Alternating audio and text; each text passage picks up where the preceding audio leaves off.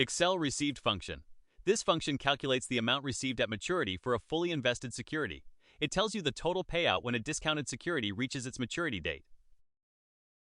The syntax is received with parameters, settlement, maturity, investment, discount, and an optional basis. Dates should be entered using the date function for best results. There are 5 arguments: settlement, the security's settlement date; maturity, the security's maturity date; investment, the amount invested in the security; discount, the security's discount rate; and basis, an optional day count basis type from 0 to 4. Here's an example. We have a security with a settlement date of January 1, 2016, maturing on December 31, 2020. The investment amount is $100,000. The discount rate is 5.75%, and we use an actual over 360-day count basis. The received function returns $141,173.70. This is the total amount you would receive at maturity for your $100,000 investment over the 5-year term.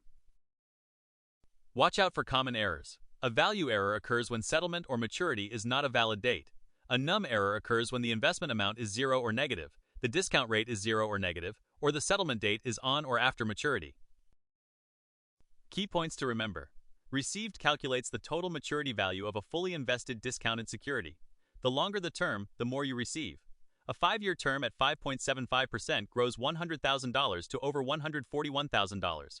Related functions include DISC, price disc, and intraday. Thanks for watching. If you found this tutorial helpful, don't forget to like and subscribe for more Excel tips and tricks. See you in the next one.